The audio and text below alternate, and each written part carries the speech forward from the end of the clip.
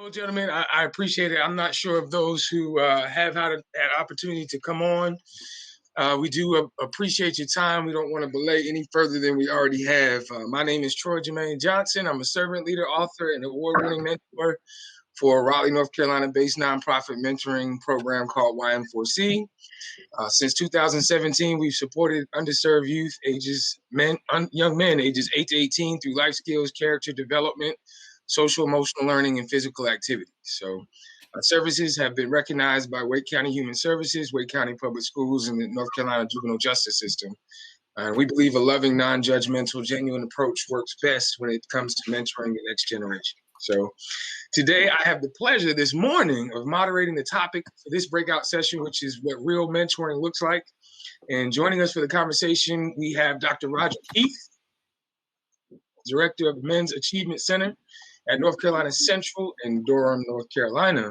We also have Mr. Willie Joyner. Willie serves as assistant principal. Hold on, you had to get me right. Pitt County High School, is that right? North Pitt. North Pitt County High School, absolutely.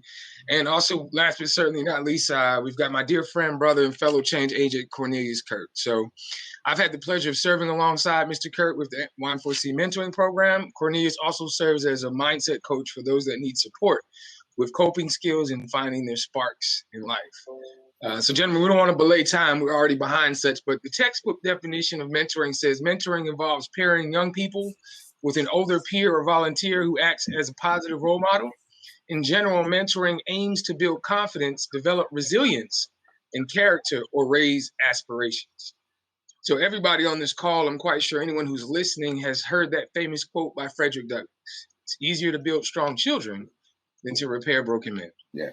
So really briefly, I'd like to go around the room and just hear your definition of or words that identify to you when you hear of the word mentoring and why that's important to you. Mr. Joyner, I'd like to start with you. Okay. Good morning to everyone. I'd just like to, in full transparency, just say that when I initially started, I definitely didn't see this as mentoring. I started in public education and just knew that there was a need. And my heart, coming from a Baptist preacher, pastor of growing up and that sort of thing, when a need is there, you jump in and you help. And so I saw the need. And as far as I'm concerned, we can call it mentorship, but I have a love and compassion for changing the lives of young men and helping them to realize their full potential as an adult. So as far as I'm concerned, that's what this mentorship means to me. You muted, Troy. I mean, already. Yeah. What are your thoughts, Dr. Heath? For mentoring. So when I look at mentoring, it was me when I dropped out of college the first time, and I got a job at a level 3 group home, and it was mainly Black boys.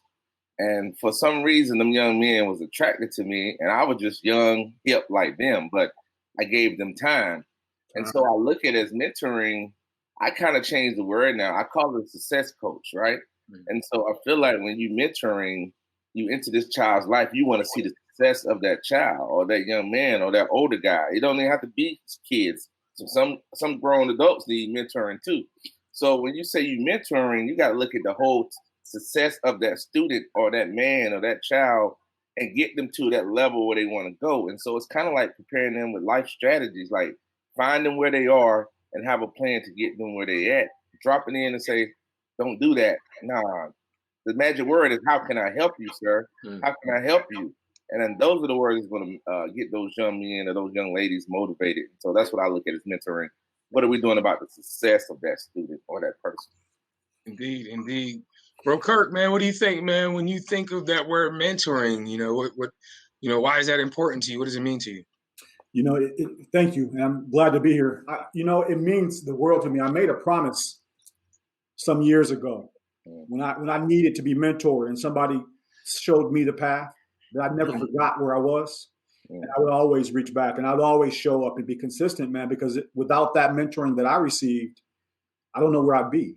And so when you make that promise, man, and you remember that there was times where I didn't know myself.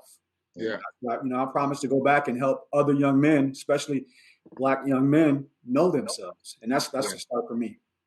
I can dig that, man. So want to jump right in, man. I was reading earlier, gentlemen, and I put it in the chat. There was an article that was written on knoxnews.com. And I put the article link in the chat for those that like to take a look. But the following statement comes from that article, which was published in March of 2019, mind you. And I quote, it says, according to Congressional Black Caucus Foundation, Black males 18 and older make up just 5.5% of all college students. Of the young Black males who do make it to college, only 1 in 6 will receive a degree. Again, this was back in 2019. Dr. Heath, I believe that speaks directly to the why the work that that's being done at the MAC, as you call it, down in Central is so important. You know, with odds like that stacked against you, what are some of the ways your program keeps the youth engaged and focused? Well, when I first started the program, I came in with my own ideas of I'm gonna do this. It wasn't until I became looking around. You know, I do a lot of reading with Frederick Douglass. I look at Booker T. Washington, Du Bois, and I try to put them things together in perspective. But when I realized that these young men were just looking for someone to give them a space to conversate behind them. So what I did, I said, you know what? All these young men are not going to be athletes. All these young men are not going to be Greek life. A lot of them are not going to be in association. So I built that in my center. And I give them pieces of athletics. I give them pieces of leadership. And so I said, if a coach can chase a young man down to make sure that he get on that field, I'm going to do the same thing. So I started going to rooms, chasing these young men down, going into the dining halls and finding young men because they're creatures of habit. And I kept seeing the same young man by himself. And that way I said, no, you come to the office. I need to talk to you. I'm going to get you engaged. And so I went out like a football coach. I started showing up at classes, recruiting. And them young men like, man, why are you following me? What's so good about me? I said, you special, man. I said, if anybody ever told you that, I'm going to show you that. And I had to be consistent with that, right? My supervisor can throw a meeting, but if I had a student come to my office, I tell my supervisor, nah, I got a problem I got to handle right now. That meeting can wait. And so when them young men started seeing that I put them first, it's kind of like I can get them to run through a brick wall because now I had their mind. Yeah. So once you get these Black boys, when you get their mind, that's like the streets. Like Black males are leaders and followers, right? They can be followers to the wrong stuff. They can be leaders in the wrong stuff, but they all can be followers. So when I got their mind and I got them to follow me and show them, and I had to show up and bring people in, meeting people like you and showing them that there are great men out here doing great things and showing them that, okay, son, it's time to throw the sneakers on the clothesline. That sports dream is over. But do you want to major in sports to get to that? And I tell them, I'm a dream killer, but I'm going to give you something to dream about after I kill that dream, right? And so people are like, you shouldn't say that. I'm like, no, his time is over on the field. If we want to connect him with the game, let's get him in position, or I say go back to a success coach. And so for my center, it's open. I'm on the phone with him, constantly group me. I keep him engaged, and I try not to let him down. And that's how I feel like we've been so successful. Right now, we have a 94% retention rate pre-COVID. After COVID, we dropped down to 89%. You know, some students but we have a retention program. I'm calling them, making sure they're doing something. So being heavy, this is hard work. If you get in this mentoring field, it's not a 9 to 5. It could be 2 a.m, Sunday morning before you about to go to church. Somebody needs you. You got to tell your wife, this is the work I chose. So that's how it is. Yeah. That's it, man. It's true servant leader at heart. We always say, Dr. Heath, words matter. And there's a few of them that really stuck with me on what you just said, man. Our 4 cornerstones are love, consistency, opportunity, and exposure. And you said be consistent. You also said be proactive. And ultimately what that comes down to is being the change, man. So I can really dig that, man. Taking the effort and that mental on your own shoulders. Willie, you started an organization, you call it Hype Step Team. Now, you did this, Willie, back in 95. Now, that was at North Pitt, right? That was at the middle school. That was at Enfield Middle School. Actually, at the time, Halifax County, actually where Greg came from. Back in 95, Halifax County was the poorest county in the state of North Carolina when you look at statistics. And that realization was very true when I, took students home at times and found out that some of them were not even living in, regular houses. Some of them were living in farmhouses that were turned into houses, pack houses. And I know because my granddaddy was a sharecropper, and I remember going out to work in the fields and with him at a tender age myself, and to see that was just very heartbreaking. And so to talk about that staying power, what Roderick said, when we're looking at trying to maintain and that sort of thing, I was very fortunate that even though we started as kind of sort of something to change the mindset and progress young men, we also added another component. We taught them an art form of step and dance, and we used that as kind of sort of the fishing rod. That was the draw a lot of times to maintain, and to be able to take them on trips and expose them to different cities and opportunities and that sort of thing were kind of sort of those things that we put in front of them. And I hate to say that you don't want to develop a notion that it takes a piece of candy to make them work, but sometimes we do have to use incentives as tools to draw.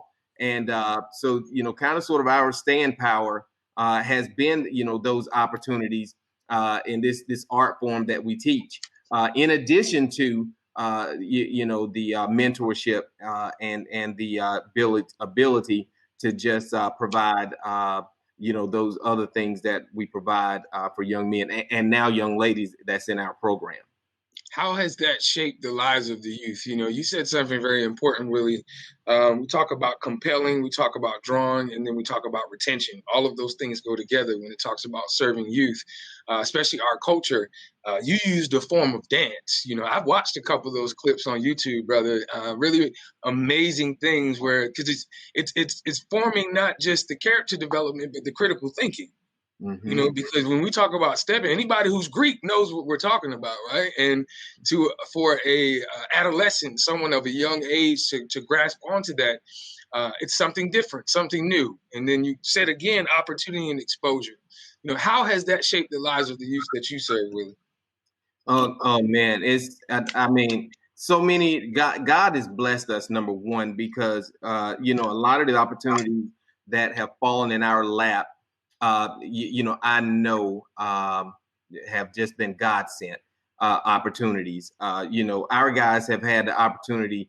We won the Disney National Step Show competition, and the little bitty Greenville, North Carolina, the country bumpkins down here in Greenville, went all the way to Orlando, Florida. And at that time, there were 36 states that competed, and we came out number one. You talk about a confidence builder right there, and that kind of sort of put that, just really, really entrenched the hearts and minds and souls of those young men to work harder, to understand that we have this concept that says you're always on the stage, meaning that in life, not just when you perform, but when you're walking down the street, when you're in the mall, when you're with your parents, you're representing somebody bigger than yourself.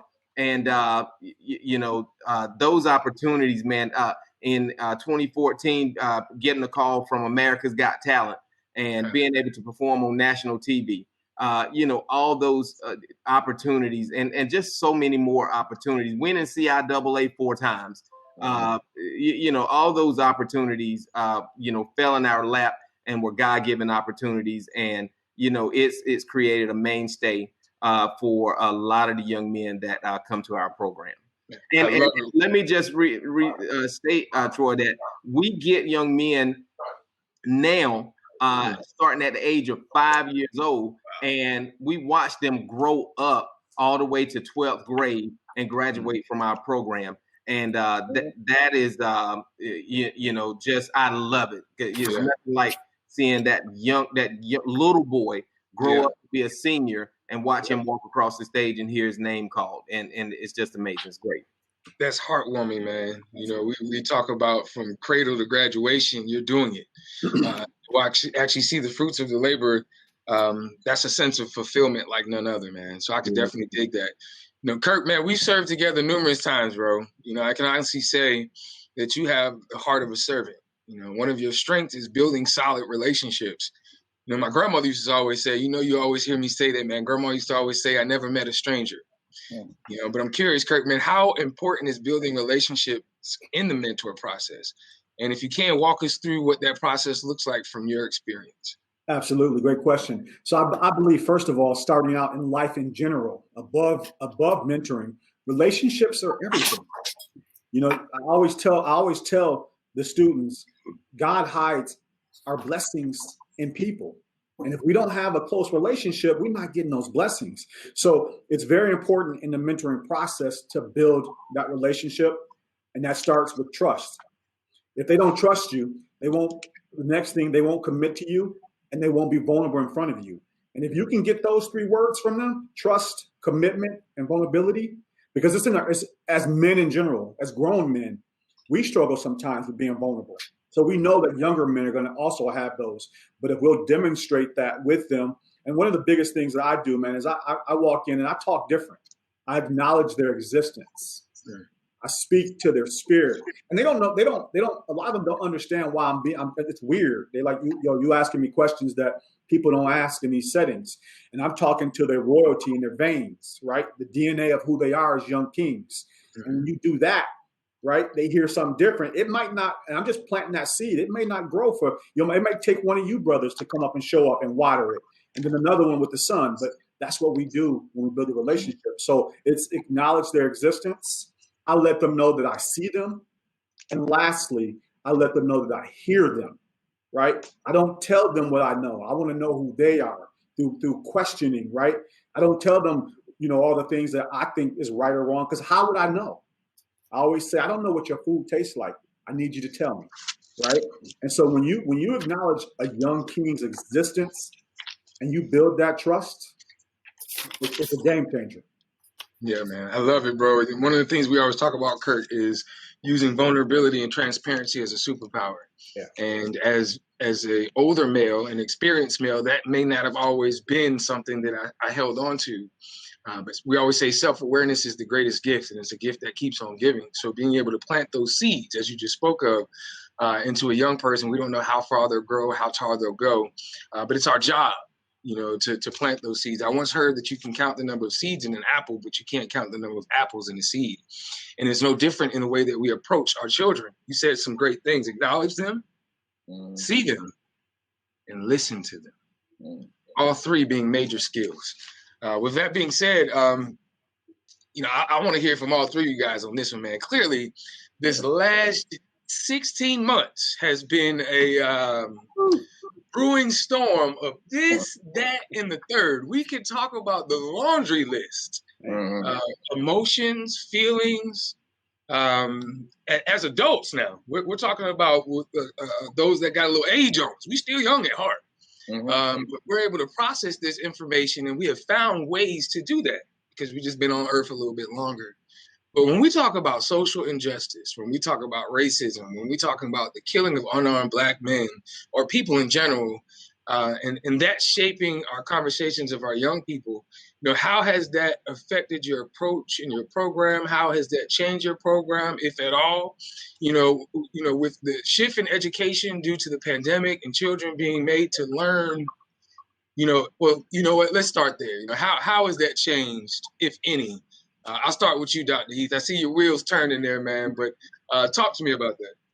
Well, for me, I think it was the gift and the curse, right? My young men have really locked in. Like, they're really passionate about speaking on the injustices that are happening in the world. And I look at them and I was like, man, I don't think we were that in tune at the time that we were in college, right? These young men want to march to the police station. They want to talk to people. And I'm like, look, guys, as long as we got this organized, I'm not all for marching without a plan. Like, if we're going to march, we're going to make sure we talk to the police chief, or well, we're just not going to show up. We're going to have a plan.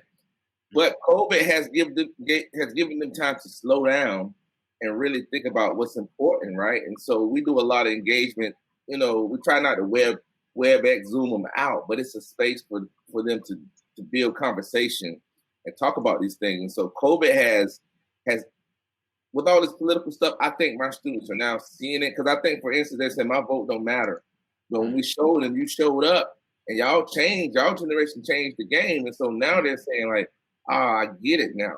And so my goal is to say, if you want to break the system, we need black officers, we need black lawyers, we need senators. Y'all are the generation to do it. You've seen what crack did, and you've seen what happened in the 80s, you've seen the 90s, and now what are you going to do? Are you going to pass the bag on to the next generation? So I tell them it's up to you, and I put it on their lap and challenge them. Good stuff. Good stuff. Mr. Joyner or Kirk, do you guys want to piggyback on that? Well, I'll say definitely coming from a performance mentoring organization, what we did was use what we do to engage, empower, and educate on what was going on. Well, immediately, we went to doing a video on Black Lives Matter to educate our young people, and we gave them the voice, in the video to get the background story on Breonna Taylor, to get the background story on Ahmaud Arbery, to get the background story on George Floyd, and so many more, and allowed our young people to voice their feelings and give the backdrop of it all. And then we put a performance to it, because that just kind of sort of brought it full circle for them, and they will never forget it, because they took their art, their gift, their craft, and we just kind of sort of made it real for them. And that's, I think, like I said, what has been the advantage of just kind of sort of bringing mentorship and the art form together and combining them.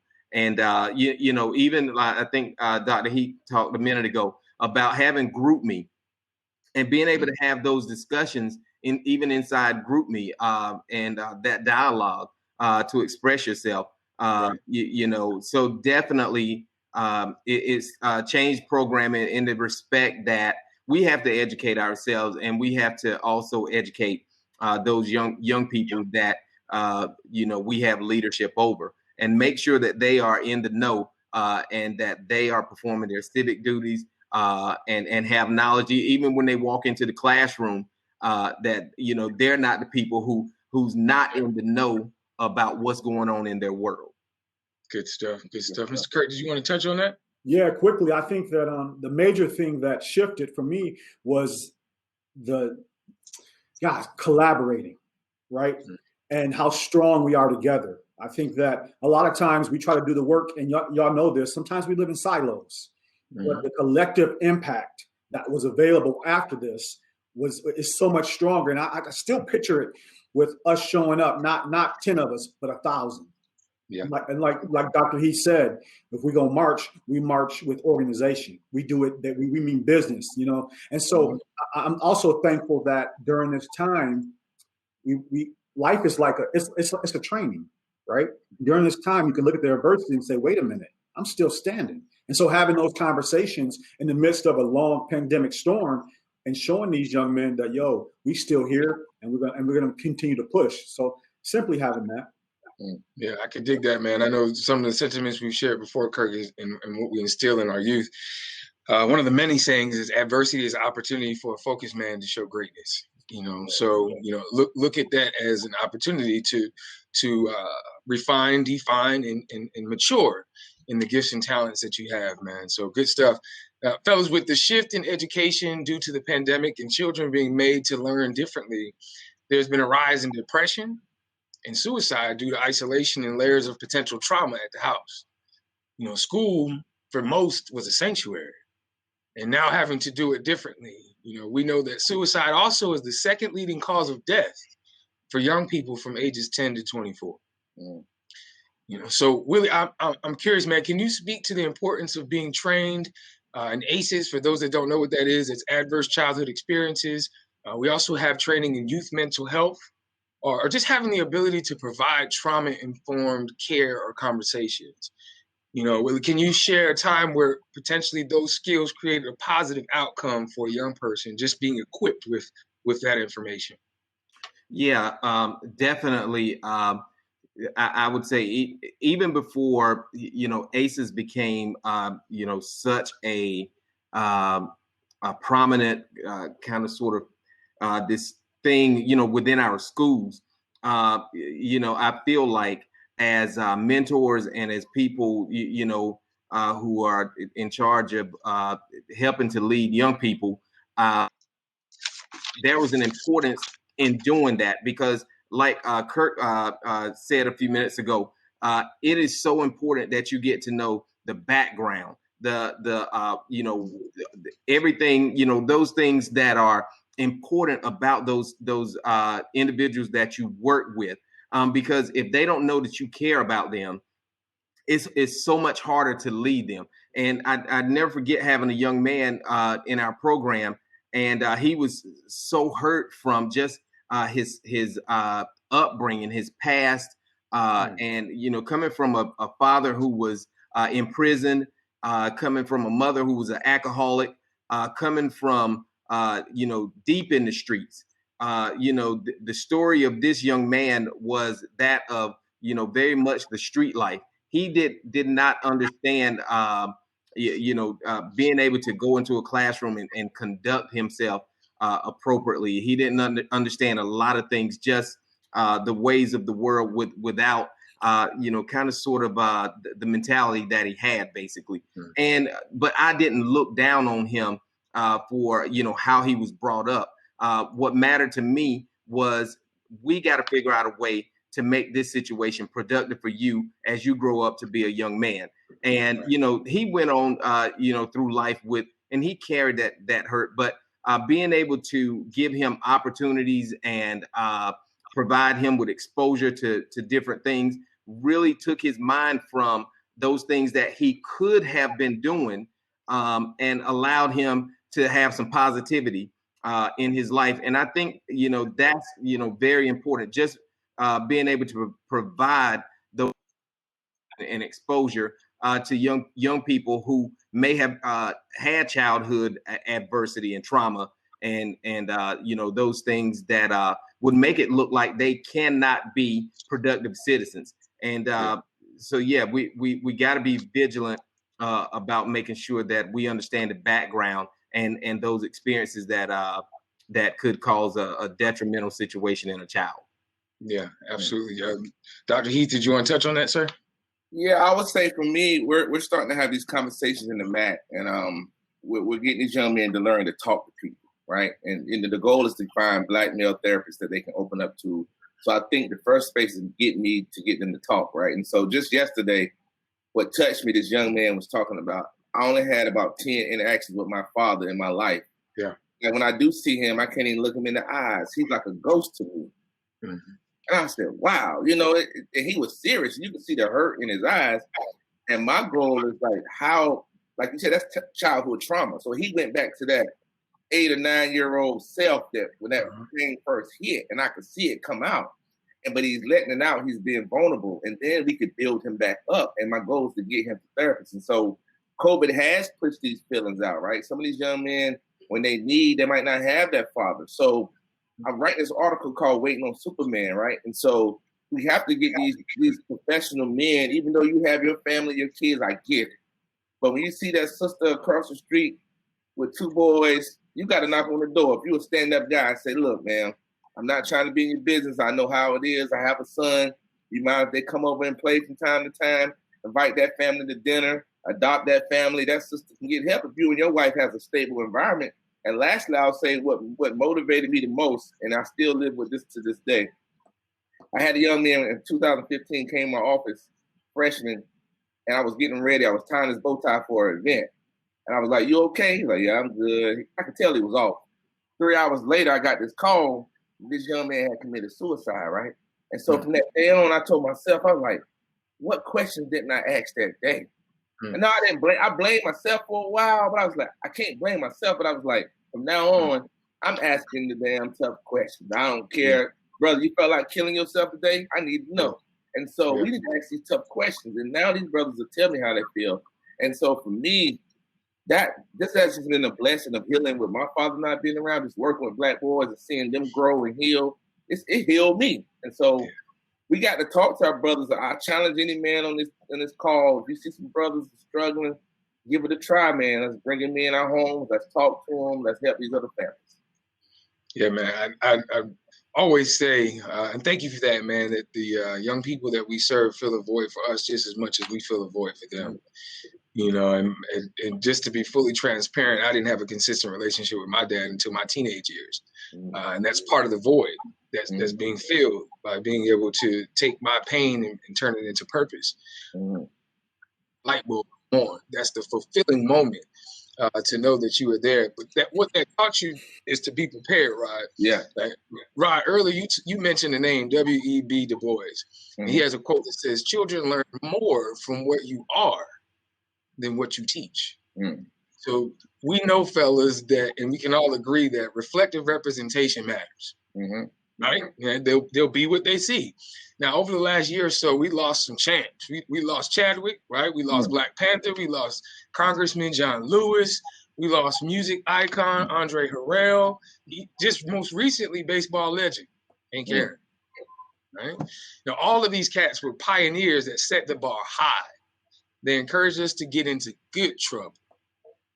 So, Rod, I'm curious, man, as a mentor initiative, as someone who started a mentor initiative, you know, what standards or goals do you set for these kids, and how do you bridge that gap in helping them to go from, you know, recognizing greatness to actually walking it? Well, we tackle the imposter syndrome. Like, brother, you belong here. It's not a given that you're on this campus. You might not be the 4.0 student. That's okay, but you belong here. And when we get that imposter syndrome out, then we focus on, brother, you are descendants of kings. Find your crown and walk in it. And so when I get them to feel like they're a king and walk, I don't care if you got on the same clothes from yesterday. Feel like a king, you'll go in any room and still stand out. And lastly, I push commitment and don't quit. Like, if you say you're going to be at this meeting and you told me and you don't come, when they see me tomorrow, the first thing they're going to say, I was a quitter yesterday. And I say, what you going to do to get better? I said, once we sign up, we don't quit. When we say we're going to do something, be a man in your word. I said that would take you a long way in life. And lastly, I would say we practice brotherhood. So I put my guys in a living, learning community. And so if you see your brother over there skipping class and you allow it, you guilty too. So y'all both failed today. And so I'm holding them to hold each other accountable. I think if we can get that accountability to trickle down on each other, when you're not doing right in your household, you're not doing right by your family, your wife, or whatever, your kids. Brothers, if you're a friend and you let your friend go out and do wrong, you just guilty. And so I'm trying to train them to hold each other accountable. Indeed, man. My brother's keeper, man. They say accountability is what you do when others aren't looking. So in the same concept, what can we do to, hold our brothers accountable, man? I love it. How about yourself, Willie? What do you think, man? What are some things that are going on now that you could do to really set that bar or standard and help them recognize the greatness that they walk? Well, I definitely say, number one, I got to be the example myself. As a husband, they see the way that I treat my wife. And I want them to see that. I'm a father. They see the way that I treat my daughters. And I want them, to understand the importance of the way that my relationships are with my family, the importance that I put on education with my daughters, the importance that I put on loving my wife. I want this to be an example to all of our young men and our young ladies that come, through our program. And then the second thing is, what I said, a little while ago is, helping them to understand that they're always on the stage. And, because they've had, great opportunities, with performance, keeping in mind, remaining humble, being humble all the time.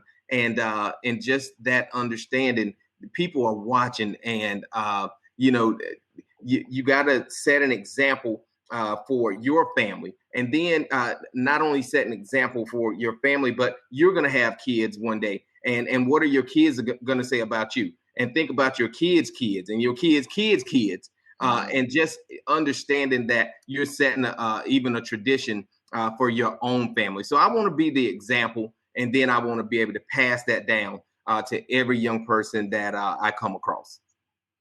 Indeed. Kirk, Mr. Kirk, did you want to touch on that, sir?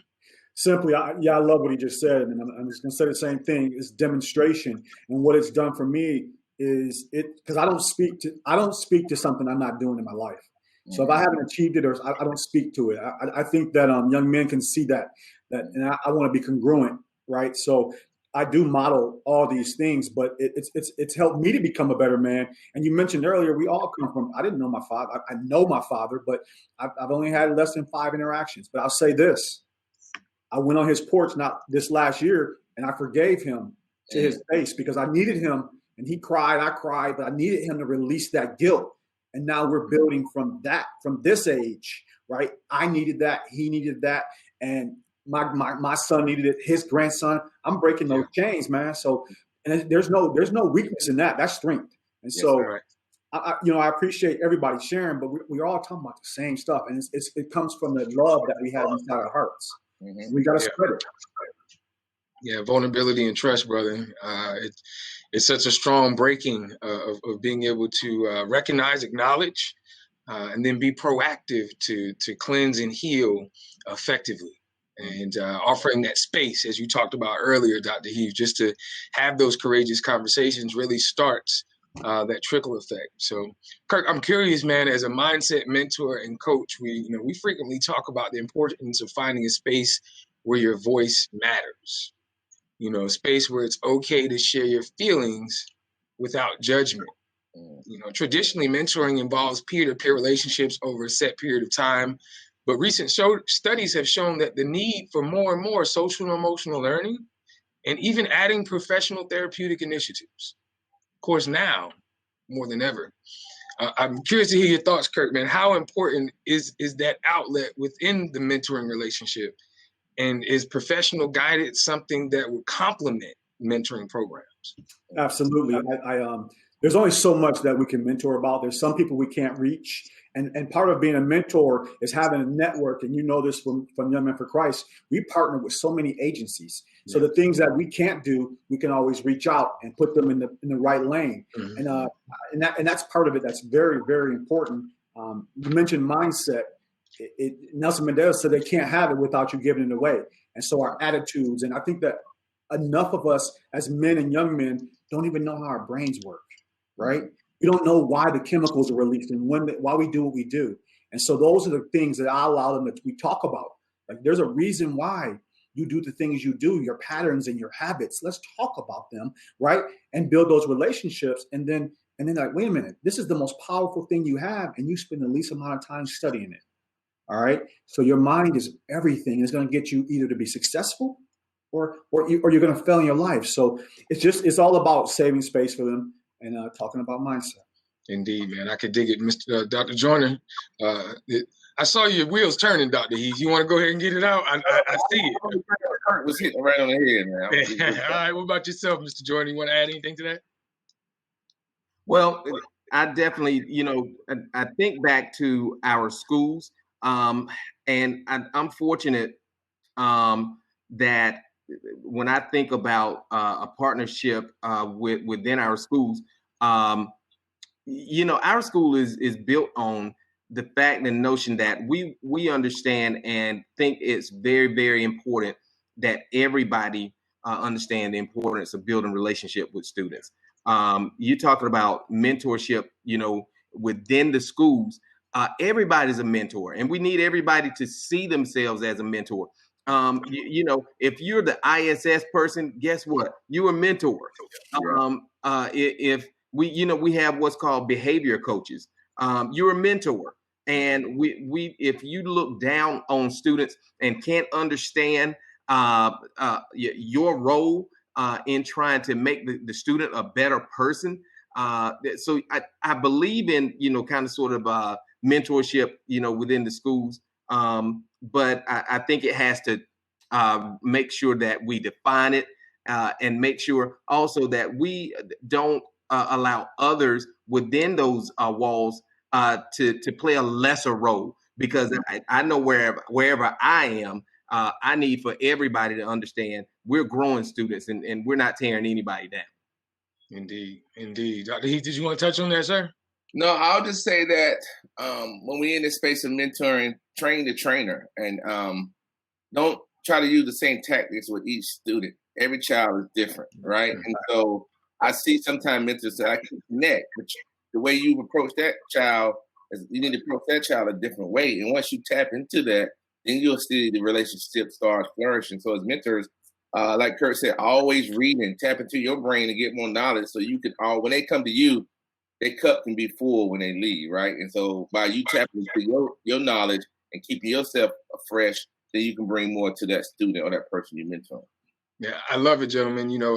Obviously, one of the tools that we use in our mentoring program is the 4S interview tools, and it really taps into exactly what you guys spoke of. We're looking to identify their sparks, their strengths, their supports, and their struggles. What makes them tick. And then once we find out what makes them tick, we can start peeling the layers of that onion, dice the onion up, and make their life a little bit more flavorful by doing what Kirk spoke of, not giving them advice, showing them or suggesting and offering considerations to the things that they already do well. So I love it, man.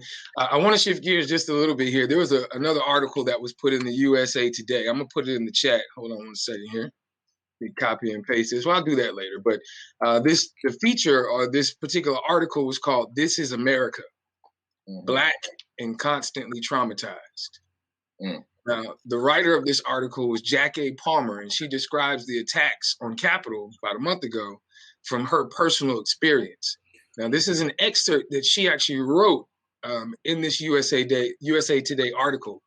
And I quote, she says, "The effects of racial trauma are not something you can intellectualize or wish away, because you're exhausted, overwhelmed, and drained of the constant anxiety and brain fog." Now, gentlemen, we've all gotten to a point in life where we're pretty much sick and tired of being sick and tired. Let's be honest. And when you see these things, these televisions, these things that it starts to play on your psyche. Now, as an adult, if it does that for us, there's no different for a child or a young adult. So, Dr. Heath, I'm curious to know, what have been the conversations with the students at Central? What have they sounded like? What has been your approach when you see PSAs such as we use as the Capitol? How has those conversations been approached at the MAC? I'll say this. I'll tell my students this story, true story. When Trayvon Martin's verdict came out, I remember sitting in my house and they said not guilty. And I left my room and I went and threw on this Tupac song, White Man's World. If you ever heard that song? And I listened to that song, my wife was like, "What was wrong with you?" Because I was at that point and that song was resonating in my head. And so I played that song to my students. I said, okay, we're not going to talk about this white man's world. We know the system. We're going to talk about how we're going to break the system. I'm tired of talking about no, what are we going to do to break the system? If we're not talking about breaking the system in this space, I don't want to hear the conversation, right? We're not going to get here and nag about it. We're going to come up with plans. What we're going to do, how we're going to attack this. And so in our space, that's what I'm trying to get them when I say if we march, we got to have a plan. I'm trying to get them be counter, like the Capitol. They had a plan, right? That was a plan, brother, And I told the men at my job, I said, if we want to change the black male perspective and getting our brothers to be more successful, we got to have a plan like that. We got to go storm to these PTA meetings. We got to storm to everybody's office and say, look, we're not having this no more. What y'all going to do? Now, they were dead wrong, completely wrong. But if we want to change the narrative in our community, we got to show up like that. And not just the football and basketball games when it's a rivalry game. we know Johnny is messing up. We need 10 men to go to his house and Mom, not today. We're not losing him to the street. There's 35 dudes out here. There's 30 days. Out of 30 days, I got 30 dudes out here. Somebody gonna make a contact with him each day. You get what I'm saying? So that's how we change it, and that's what I'm trying to get these young men. Talk about the plan. Don't talk about what's going on if you don't have a plan. I'm an action first guy. Like, let's have a plan, and then the action's gonna come, guys, and you'll see rewards. So I'm sorry, I'm passionate about that piece, man. Hey, man, I knew that one was gonna stir it up, man. I already knew it. So, hey, man, a man without a plan plans to fail. Yeah. So, with that being said, man, Dr. Jordan, what you got, sir? Well, I'm just going to say I just love what Dr. Heath just said, and actually, that is something I think that I have to take a stronger approach on. Within my height program, I just love what you just said, sir, and I learned from that. So that's all I got to say about that. That was powerful. Yeah. Indeed. Kirk, what you got, brother? I love the African proverb that talks about the child who's not embraced by the community comes back and burns it down. And we talk about that. We talk about the smoke because it's smoking. That's that heat right there, boy. I love what Dr. Heath said, what he said. Like, listen, there's 35 men out here that mean business. And somehow, some way, that's what we have to form is that bond, that connection. Because there's some amazing Black men in our community. And we know that. And so when we start showing up, man, and we're not turning away, it's going to change the community. It's going to change the game. But we have to, as he spoke to, we can't just show up. We got to have a plan. We got to change what it means to be a Black man. Like, I don't have to, dress a certain way or wear a certain car, all that other stuff. I got to show up and be vulnerable and be who I am, but connect. And this is the last thing. I'm not walking by Black youth and Black men. And I want them to know when I walk by you in the grocery store, I'm looking in your eyes. Like, you valuable to me. And there's something different about that language. So, yeah, man, I love it. I can dig it, man. You got something, Dr. Heath? We got one more gem? Okay. That's good points, man. Like I said, Kirk hitting it on the head too, man. We got to do this, man. It's now or never, brother. We're in a tough spot. Every day you turn on the news, 3 brothers get killed, 4 arrested. We losing 6 and 7 at a time. You know what I mean? We talk about youth, period, man. It really hit home. I don't want to belay time, but this morning on the radio, I was coming into my office to prepare for this conversation, and they were talking about just death amongst our youth, period. And just another example, another case. It was definitely outlandish. I don't need to get into it, but it hurt my heart, man. So obviously, we talk about being the change. Part of that is being proactive and then being consistent. And then making sure that it's progressive change and it continues. And so I love it, man. But with all of the somber news of today, all of us share a sense of faith, man, and we know the gospel means good news. So I want to hear just that, man. With all the things that we can go down rabbit holes of what's wrong, I want to hear some of the great things that are happening because we got some young people that are doing some really dope things, man. Mr. Heath, you were talking about earlier, Dr. Heath, that and we have talked about this in before, Kirk, where the young people are leading as a voice of change. Like they're really stepping up to the plate, and they sick and tired of being sick and tired too. And that dynamic and that shift in mindset has happened. So, I want to hear, as one said, hope is being able to see that there is light despite all of the darkness. So keeping in that train of thought, Mr. Joyner, tell us about a few successes of the HYPE program and your work as an educator. Well, a story immediately comes to mind, and of a young man that went through our program since he started in the 6th grade, maybe, and went on to 12th grade, and we had to stay on him. He was not one that made good decisions all the time, but like Dr. Heath said a few minutes ago, we stayed on him, and we eventually got that young man to graduate. Immediately after graduation, he made a really bad decision, and he went into a store, Arab store, masked, and held the store up at gunpoint, and was caught within 2 hours of this happening. And he served his time, and I think he ended up with 4 years in prison behind that decision. And what I want to say is he got out of prison about a year or so ago. And the other day I saw him on Facebook. We're still connected because I keep that connection. And we've always had a saying that says, thinking of ourselves today, developing ourselves for tomorrow. Today, we will trust our parents' better judgment, be scholars in our classroom, and serve our community well. Tomorrow, we will be leaders in our homes, productive citizens in our community, making a positive impact on society wherever we go. Confidence is half the battle. And this young man was on Facebook the other day doing something really positive. Life changed, and he's doing really good. And I sent him a message and just patted him on the back. And I said, after patting him on the back, I said, I love this. And I appreciate the fact that you regained your ground. And he sent me a message back and said, I'm just thinking of myself today, developing myself for tomorrow. So he brought that back full circle for me. It was entrenched in him. And, you know, even the Bible says, train up a child in the way they should go, and when they're old, they will not depart from it. He said that creed every time we got together as an organization. And I realized that it did not leave him. So I'm proud of that.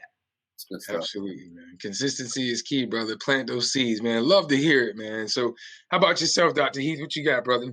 I would say this. One thing that brought me to tears 2 weeks ago, I was riding with my son and we picked his friend up. And so my son watched my dissertation. He said, do you know my dad's a doctor? And the little boy said, no, I didn't. What's the doctor? He said, not the kind that work on you, the other kind that teach you. And when I say, brother, I was driving, I about ran off the side of the road, not because I'm a doctor, but the fact that my son was walking in that pride, man. And so that just broke my heart to pieces, man. I'm still thinking about that and shed tears. Right? Eyes got wet. But also, I just had to share that one. Like you said, they are watching us, and we got to lead by example. And so I would say, lastly, success story, I had a young man from Little Town, Hosky, North Carolina. His whole family lived in the trailer. Income low. He said, I slept on the floor all throughout high school. He just finished, graduated last year. We got him out. I got a full ride to like 10 graduate schools now. He's focused on to be on child trauma, like Kirk said. And he said, I'm about to turn my trauma, because he dealt with a lot of suicide thoughts and stuff through college. He said, I'm about to flip this game and turn my trauma into money, and I'm about to help these kids. And so he's got 10 offers. He can go to get his master's in social work from any school he wants, full rides. And so I'm just proud of that young man. He fought through the adversity and got there. So. Good stuff, man. Good stuff. Now, earlier, we got to wrap this up. We've got about 4 or 5 minutes, man. This is getting good, though. But I wanted to make sure that we were able to talk about this. Earlier, we talked about reflective representation and why that matters, right? They'll be what they see. We know that there's a shortage of Black male teachers and professors. We also know the importance of having someone you can relate to. Now, Dr. Heath, you're launching a program called MTI, Marathon Teaching Institute, to help fill this gap. Tell us more about this program, how it came about, and the goals you look to accomplish. Well, actually, it was a dream. I read up on Dr. Shepherd a lot, and the dream said our name had changed several times at North Carolina Central, but we was a training school. And the dream, he said, go train the boys, right? And so I partnered up with the education department because they were struggling with getting Black males in the department. And I knew every professor that I talked to, every teacher said, we don't have any Black men in the schools. And I said, how can we make teaching sexy again, right? So everybody know about Marathon with the Nipsey, this young generation. Maybe we can make it resonate. Let them know this is going to be a marathon, fellas, but we're going to get you here, get you to your master's program, school administration, so we can get some male leaders in the building. And so I ran this idea to the education department, and they fell in love with it. The guys going to come in my program. I'm going to give them the out-of-class support.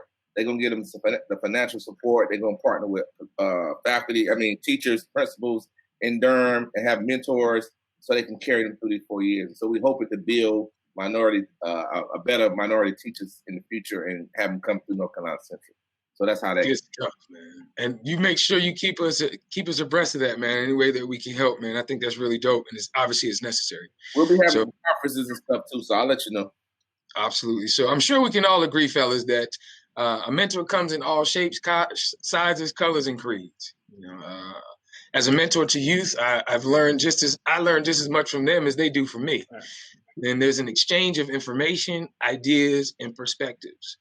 Now, for me, the core to any lasting relationship that I've built within the mentoring space has involved 3 skills: listen to understand, love genuinely, and show up consistent. Now, as the old adage says, people don't care how much you know till they know how much you care. Now, I'm curious, I'm gonna go around the room, but what words of wisdom or encouragement do you want to leave with future mentors wanting to support our youth? And what words would you leave for youth that may be seeking support from a mentor? And Kirk, I'll start with you. Absolutely. For the people who want to be mentors, sometimes we get in our head and we see ourselves as unworthy because of what we have been through or our brokenness or our flaws. That's what qualifies you to be a mentor. Your story, right? It's not a perfect story for any of us. You don't have to look at people's highlights and say, I'm not worthy. You're worthy, and you start where you are. For the mentees, I want to say this, and I mean this from the bottom of my heart. You are powerful beyond measure. You were created for greatness, and nobody can take it away without your permission. So if you're in a situation where it seems like it's something that's not fitting for you, it's probably true. Find somebody, be honest, and tell them your story, and who knows what that can do for you. Indeed, man. Dr. Joyner, what you got, sir? Hey, I just want to say one word sticks out to me. 25 years, I guess, in the game, and that word is perseverance. There have been those times when the struggle was real, but I always saw the face of another young man. So for those who are aspiring to be mentors, want to be mentors, whatever you can do. If you play golf, get a group of guys and teach them how to play golf. If you were a musician, show them how to play music, whatever it is, but persevere through and understand that they need you. For those mentees, once again, I'm going to say, use that word persevere, because things are not always going to be easy for you, but you can create a great lifestyle for yourself and be a productive citizen. And what I always say, Troy, is you never know who's watching you. So your great example may lend to somebody else doing positive things. Persevere. Dr. Heath, take us home, brother. I would tell mentors, lead with love and compassion, and learn to control what you can control. And I think that will lead you to be a great mentor. And for students who are looking for mentorships, remember that trouble don't last long, right? It doesn't last long, right? And never quit. If you know trouble's not going to last long, then you never quit. You're going to make it to where you're trying to go. And so I just want to tell them that you're special. Indeed, man. Failure's only final when you say those two words. I quit. That's right. So from us as change agents, as servant leaders, as those that have made a commitment to plant seeds in the lives of our future leaders, we say thank you. You're welcome. And we truly believe the best is yet to come. I always like to leave people on a positive. And this one comes from Global CEO Bob Proctor. He says, a mentor is someone who sees more talent and ability within you than you see in yourself, and helps to bring it out of you. So till the next time, man, you guys enjoy your weekend. And thank you for the pleasure of being part of the symposium. You take care. Good conversation, guys. Thank you all.